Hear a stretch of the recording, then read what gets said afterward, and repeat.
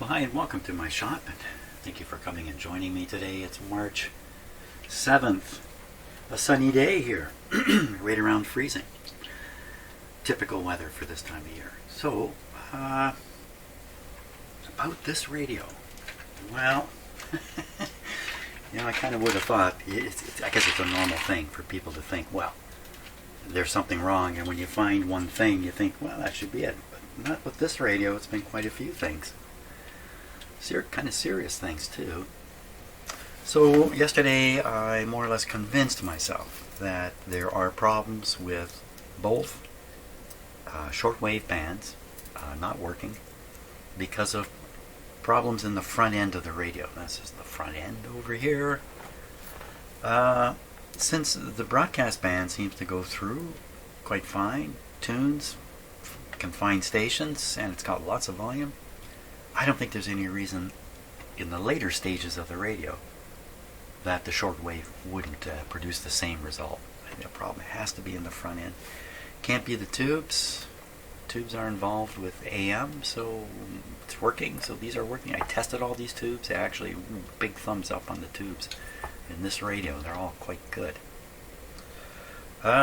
So how are we going to approach finding the problem with the front end of this radio? I think one thing to do is to study the schematic right off the bat.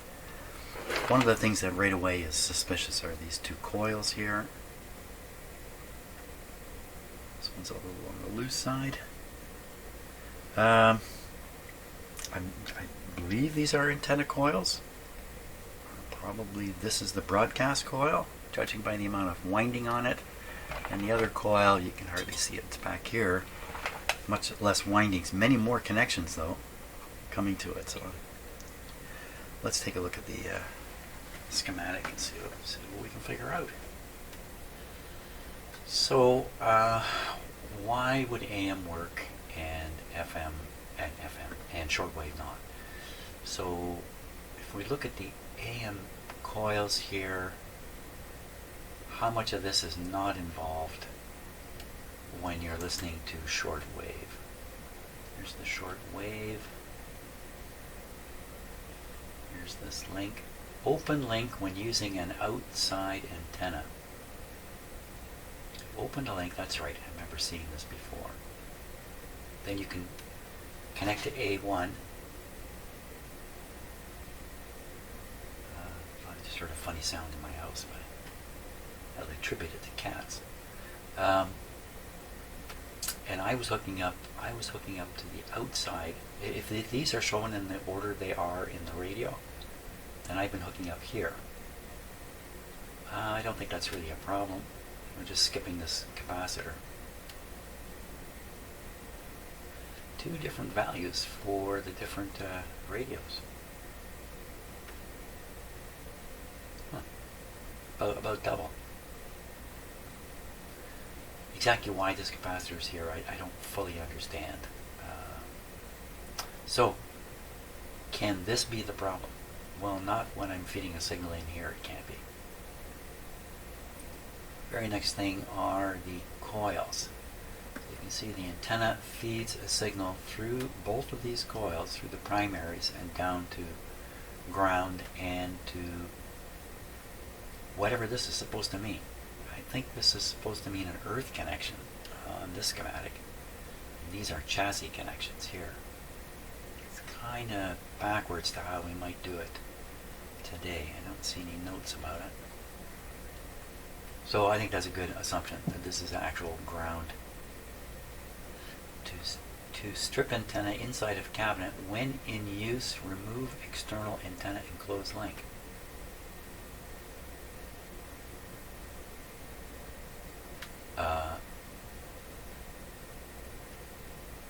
When in use. So when it's not in use, close link.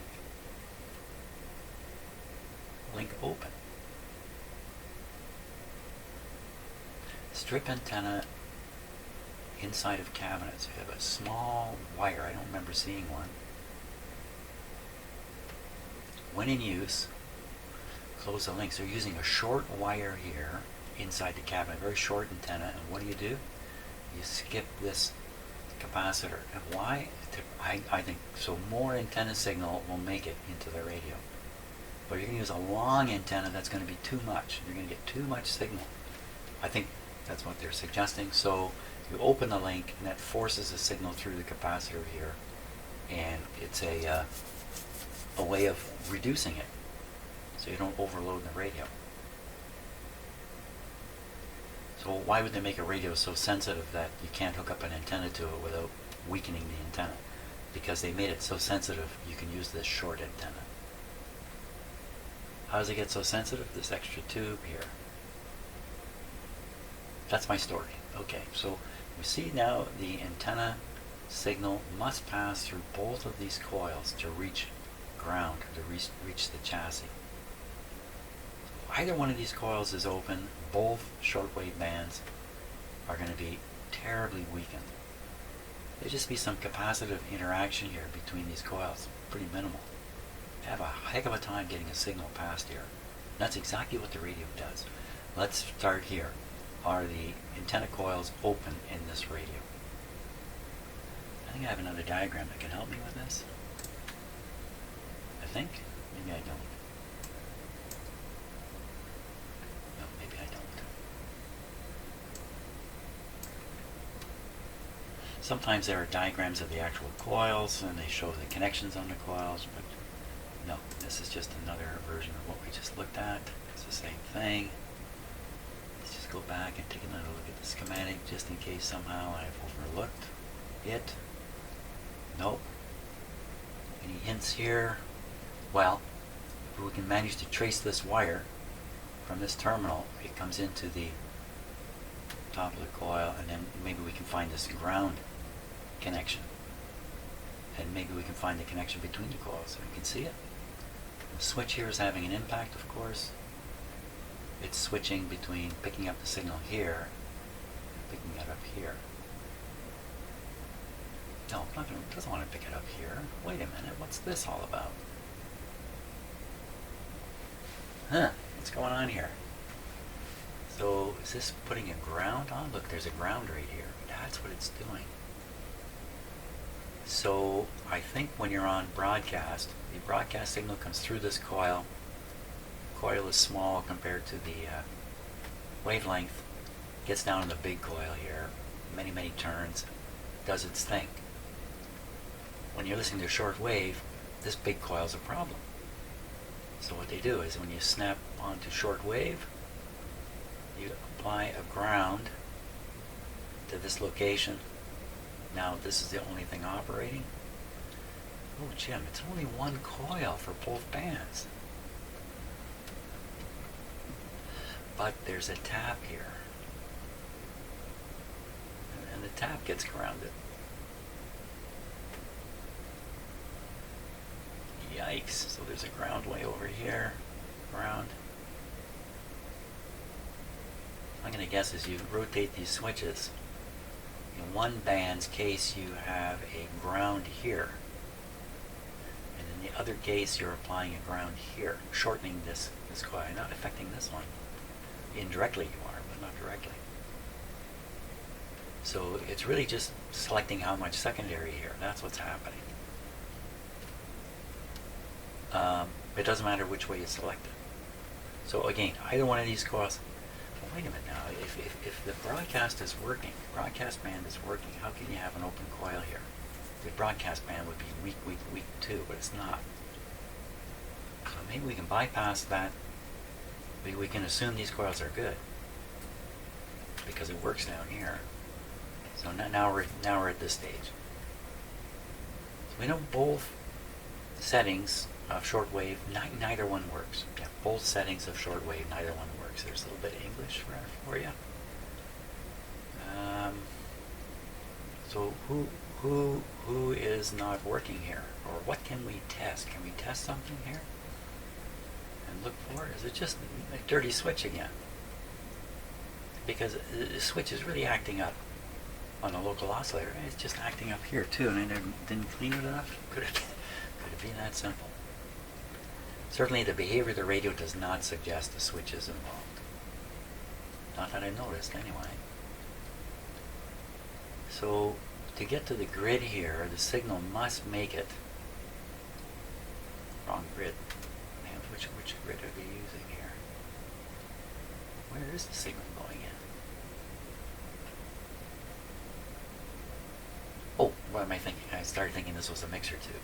This is the mixer tube. So for sure, the signal's going in on the grid here, of course. So it's got to get to here. How's it getting to here? Okay, so it's coming off the top here. Switched.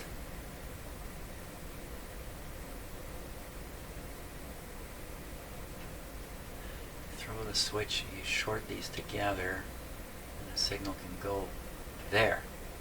I replaced this. Didn't I replace this? This I said there because this is a component which could be responsible. But wait a minute, this would kill the AM also. So actually, think about it now. Anything that's, it can't be anything to do with the grid here. So it could be the switch isn't making contact here. You look for the shortwave signal here, but I don't know how to judge its level. How would I do? How would I know that the signal? I'm going to find something here. If I just put enough in here, I'll find something here. I mean, something does come out of the radio if you crank it up enough.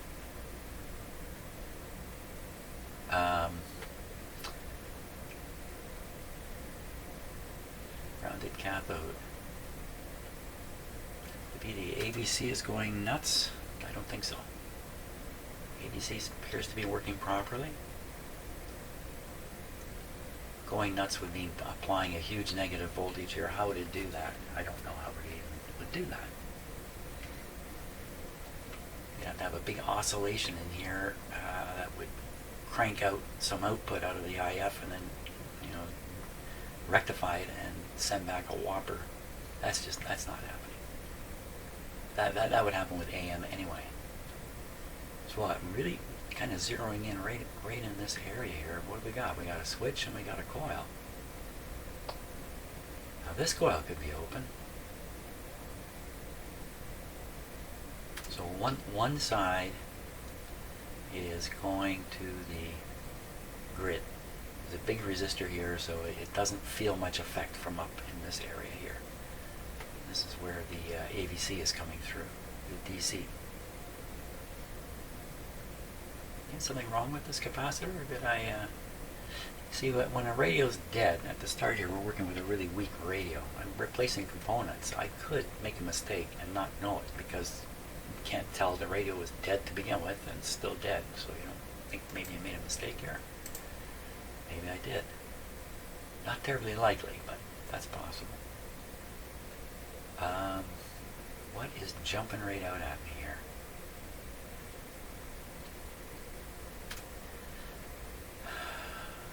This coil.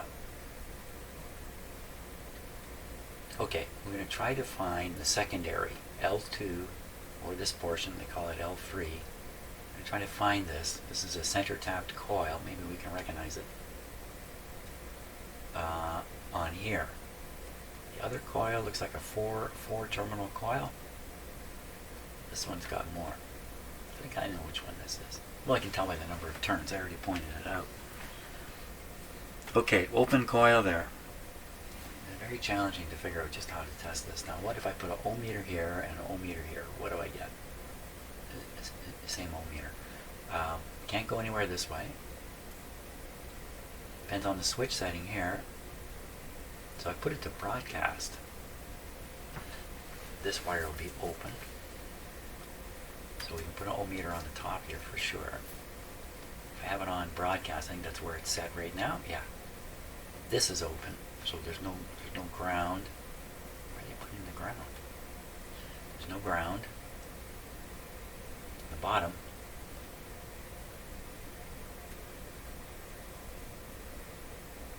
Would be grounded. So I take a read top of the coil to the chassis. Now that should be valid. And I flip these switches, things should change. So we have to find this connection, and it's hooked up to this capacitor. It should be easy then. We will find C2. No, this isn't necessarily so easy. For a minute this was hooked up to the tube, but it's not really. It's hooked up to ground. So we'll find this right near this coil though. So it's probably still pretty. In fact, I'm going to look and see. I don't see it offhand. So it must be not right on the coil, but down under the chassis. Okay, I think I'm ready. Okay, so it's got to be this coil. Let's take a close look. We'll use this little camera here and we'll take a close look and try to spot which one is the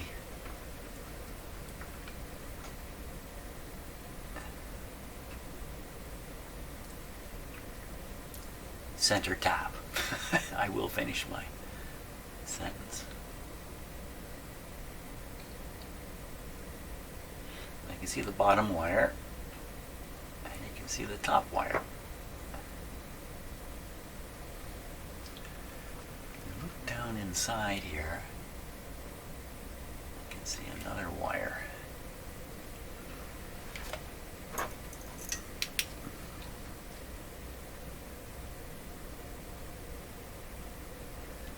almost looks like they've pulled up a turn, if you like. You see there's a wire coming up and a wire going down. It's the same wire. I think they just brought it up, stuck it on that terminal when they were winding the coil.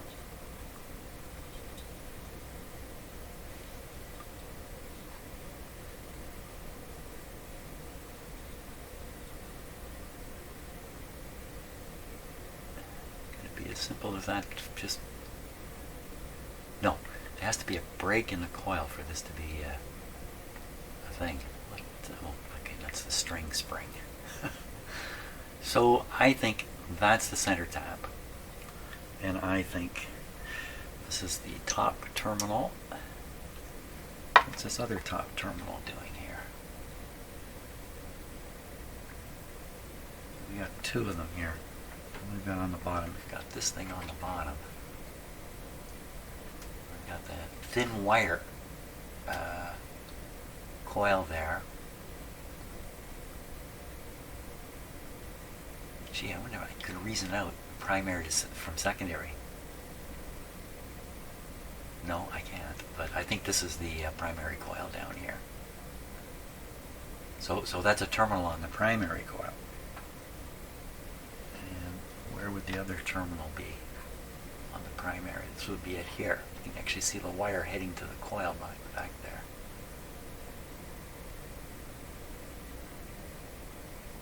Cannot see the wire coming to this terminal.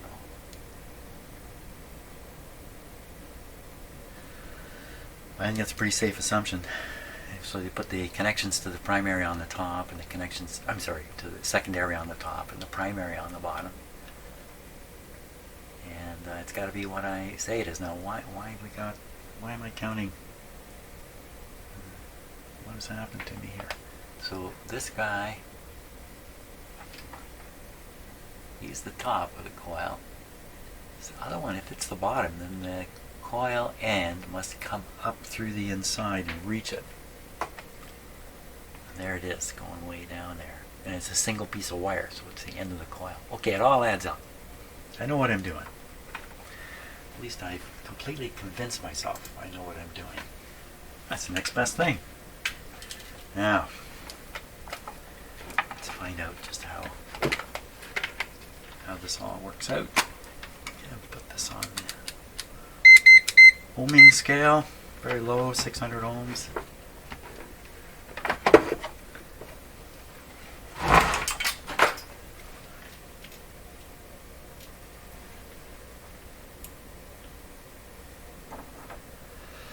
Okay, top and bottom.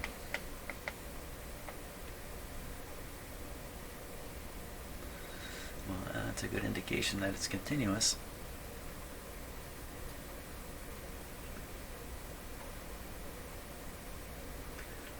.9 here. Whoops. 1.9. This would be from top to bottom. It's the entire coil. On the center tap, 2.1. I figure that out.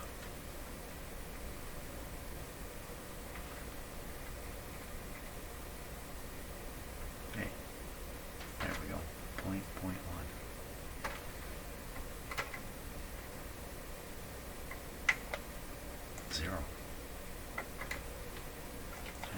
0 on there? Why would you get a 0? Well, this isn't really adding up, is it?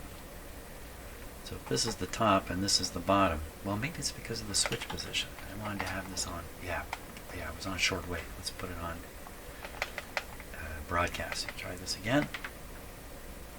Okay, top and the bottom.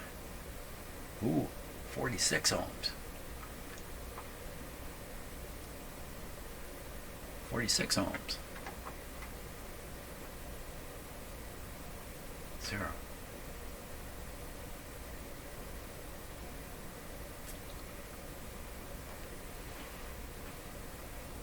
How's that work out? Just while I'm here, I'll have to look at the primary side. I didn't really study it that carefully, but 45 ohms. How does this work? This, oh, because there's a ground on it. There's a ground on the center tap. So that means I'm reading part of the coil. This should give me the same reading here. 46.4, 46.4, okay, 46, so the same reading because there's a ground. There is a ground. So stick it, let's just try this. This is indicating it's all continuous anyway. This is proving the coil is good. I think. Still got a 0 there. In the top band. Still get a 0 there. 0 all the time. Of course, it may not be 0. It may be some tiny resistance. Didn't I say I was going to do it to ground? Didn't I say something about that? Center tap. It's got to go through wire to get to any ground.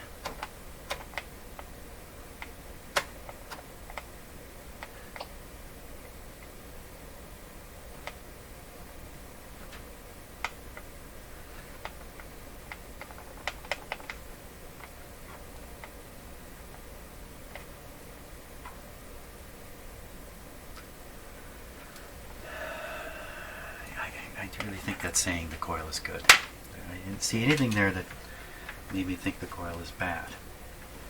Even though the tests don't quite add up. You know, testing things while they're in the circuit. Okay, well if it's not the coil, what can it be? If it's not the coil, what can it be?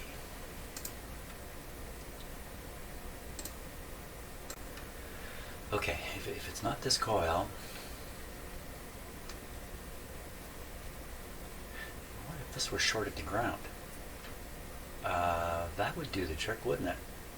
That would kill it, because here's the line that's taking the signal on into the radio, and it would be grounded through this. We got to find C2. We got to find out if it's any good. Oh, it's a trimmer. Oh.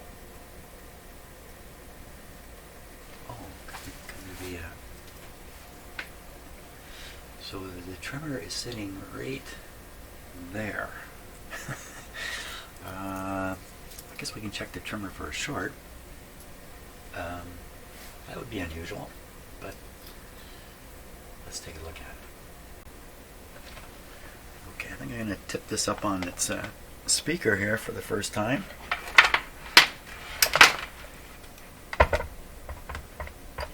That's not bad at all, actually. You know what? That's not bad at all.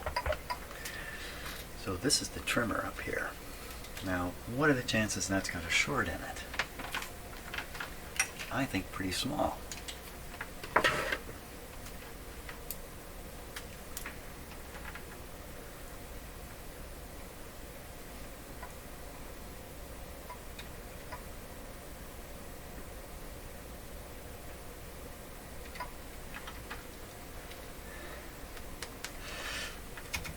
Put this on. Try it again. 0.1.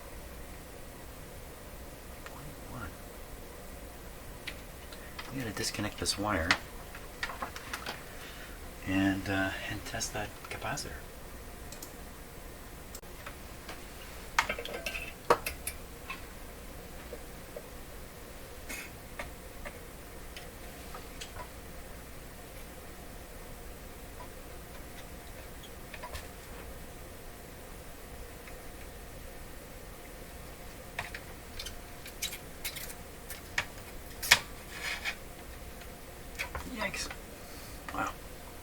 pull off a solder there. Whoops. How'd you like to get that dropped onto your hand or something? Ooh. Okay, so I have it disconnected. If this is shorted, this will be the first time I found a trimmer with a short in it. So, so what does it say? No, it says it's open circuit, of course. Yeah, there's no short there. The short is still on this wire, or the low resistance reading. I don't even know that it's a short. Yeah. Okay, that is not the problem. That is not the problem. Wish it was, kind of. Well, I don't know. It's probably pretty easy to straighten out one of these guys. I would think it's just some dirt or something that would cause a short. Like I say, I've never ever encountered one shorted. I've encountered one that shorts when you're turning it. That has happened. I guess that is a short. I think I need some solder. There's some. What about using this?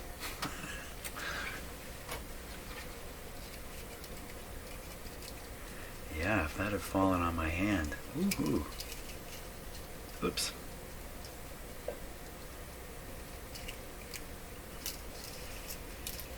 There's a mess. Oh my gosh, what a mess I just made it. Okay. I think I have enough solder out now. Let's see.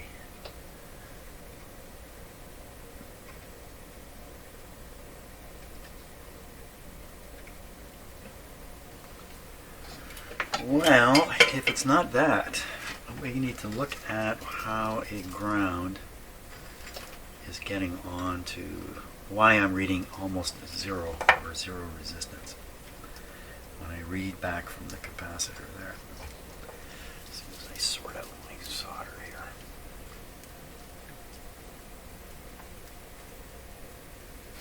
here. Wow. Okay.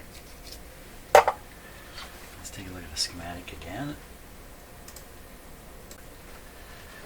So not shorted. So I'm reading a very low resistance here.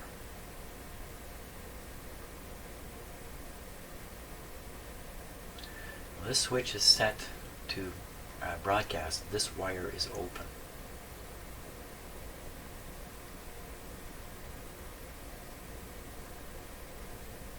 When the set is set to broadcast, this wire is also open.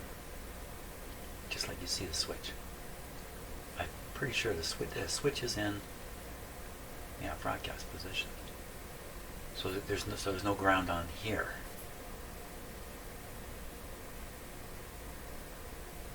This is the ground down here at the bottom of the coil. But I saw 48 ohms across this coil. At least across part of the coil. There's no way you get a zero through this coil. The only way you can get a zero, really, is on this wire. Switch front section. Is the switch buggered up? And that's another thing that I virtually never encountered. Let's take a look for that. Okay. So I'm just looking at it with my eyes.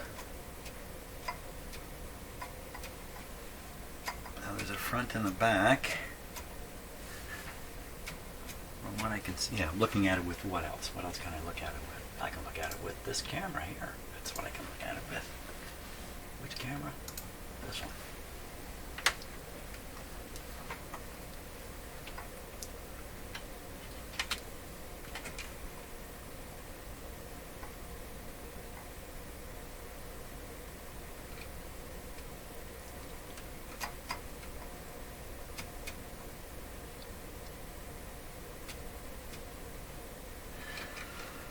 Watch for fingers moving up and down.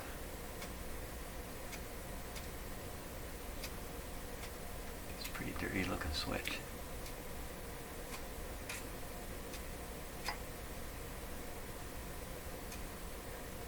Problem is a short, like a bad switch is going to create an open, I would think, not a short. It's very dirty.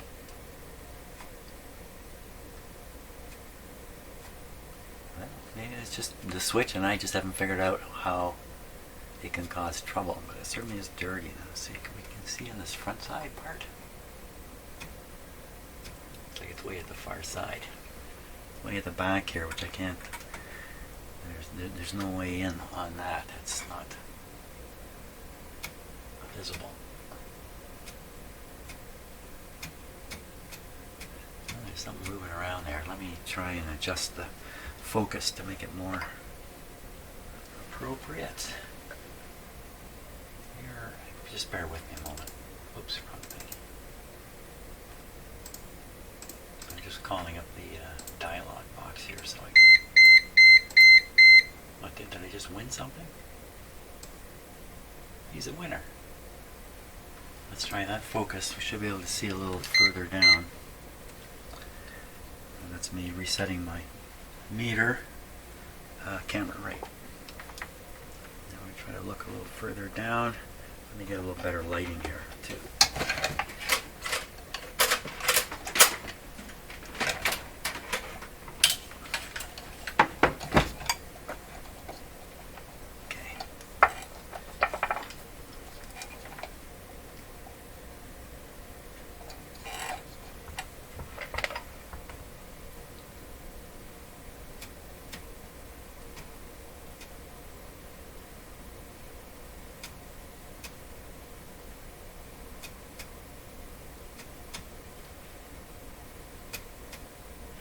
One switch contact, the spring part doesn't seem to be moving.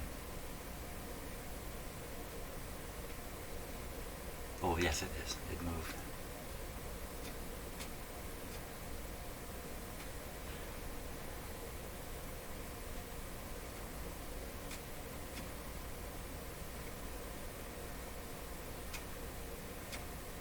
Well, I don't see anything. I'm gonna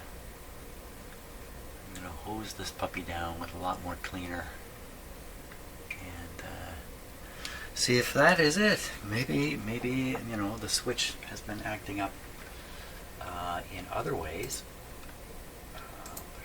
Failed to turn on the local oscillator at times. It's all about the switch, Jim. It's doing nothing more than just another mechanical problem. That's the story for now. Okay. So I'm going to blast away with cleaners, and we're going to give it the expensive stuff here.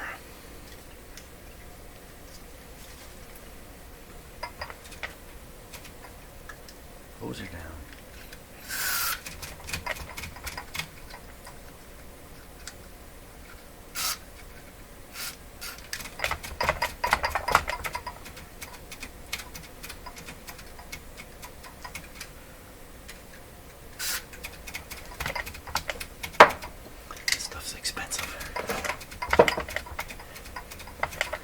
Better take another look.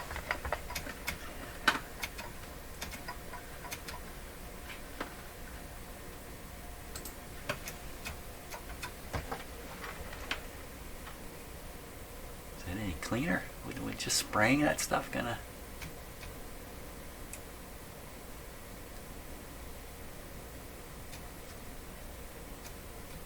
It does look cleaner.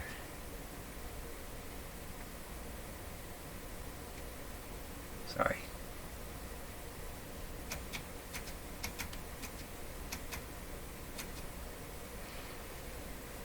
Well,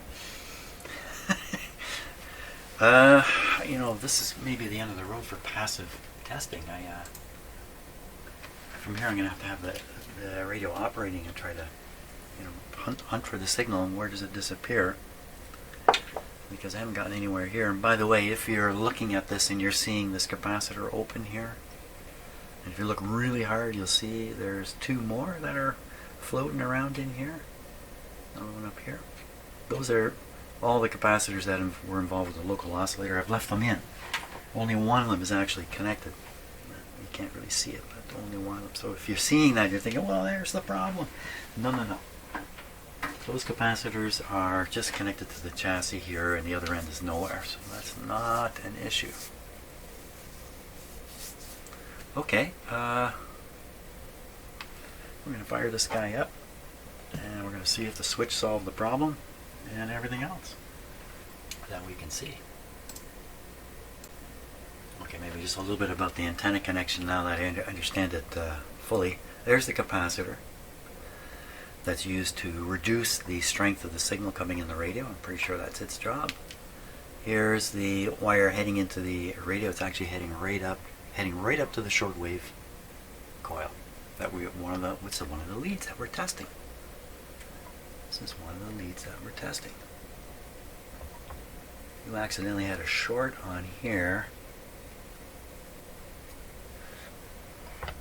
So this is the terminal I've been feeding the signal into all the time. Excuse me, bypassing the capacitor or not including the capacitor.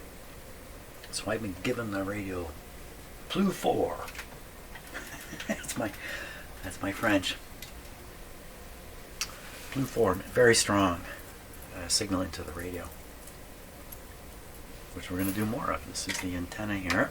I'm going to have to run and turn it on. We're going to hook the antenna up. Well, let's hook it up. Let's do what it says. We'll feed the external antenna through the capacitor, through this capacitor here. Do it the right way.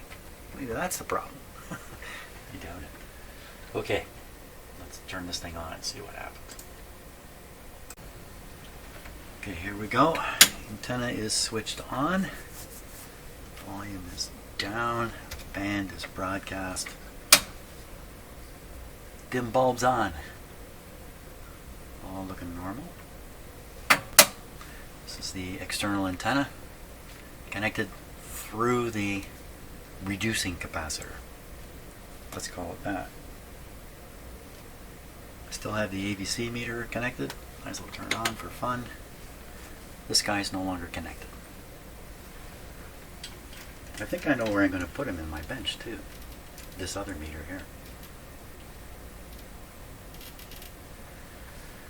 Okay, now the speaker facing down into my bench is not going to boost the volume, that's for sure. So what do we got? Hello. Okay, so this is broadcast. Good. Volume. Ooh, I had to turn the volume way up. But maybe it's because the speaker's like that. Oh, I've got the ground on, which is why it's not as loud. Let's take the ground off. There we are. Okay.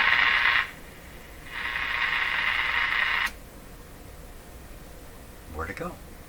Turn it up a bit. No, there's nothing there. Way up.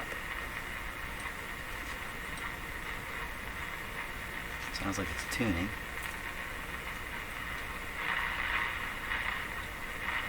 Not tuning much. Has this radio picked up anything on shortwave yet? You can hear the little variations in the output that suggest the local oscillator is operating. Okay, other shortwave band. This is 15 megacycles. Now that one. Oh yeah.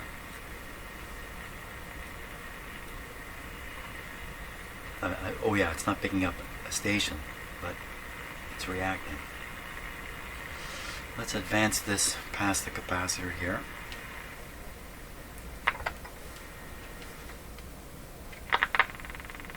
And we'll get to ticking. Well, that's a little interesting.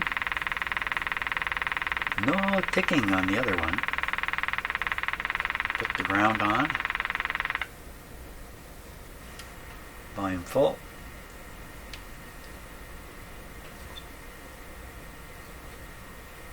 Now we hear nothing.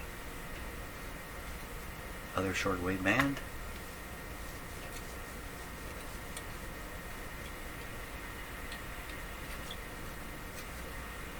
Small variation in its operation.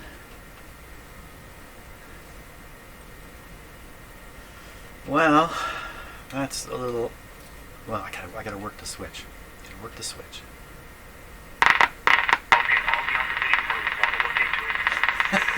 just. Wow. That's way up band. That's amazing.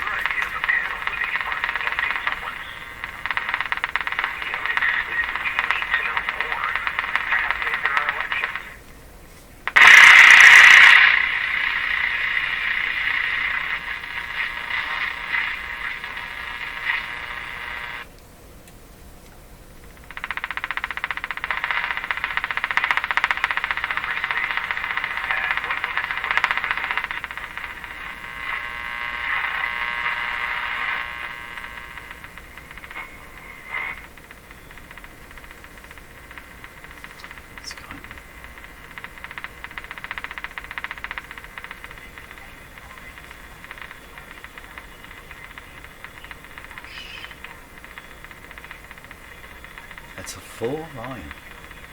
Oh, they got this ground on. So we'll take the ground off. The station's still there? Yep.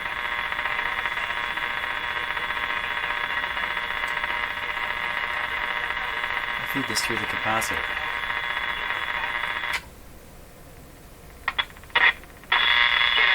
Oh my.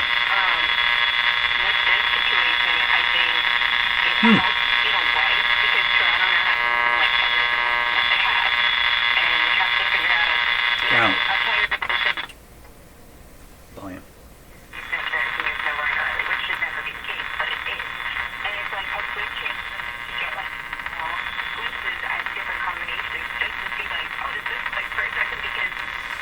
Even like this, shortwave again.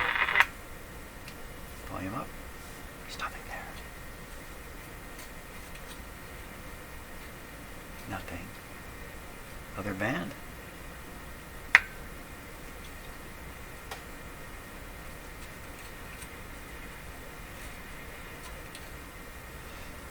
I'm repeating things now. Through the capacitor.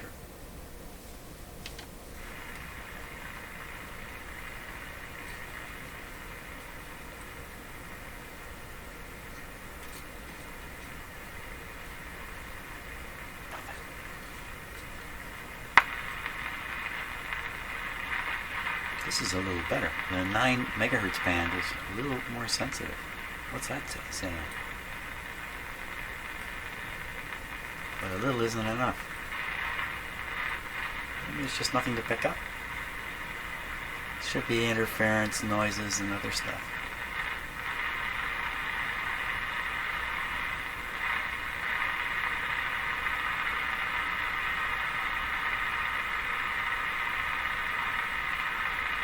No, I don't think that's a station. Okay. Well, the fact of the matter is I have to go to the grocery store now. So, too bad. I'm totally at a loss as to what's going on with this radio at this point. But we have many more approaches to take here to try to sort things out.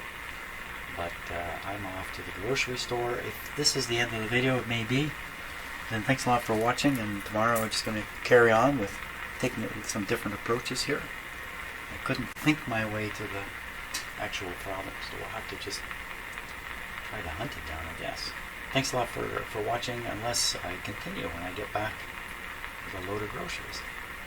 See you maybe.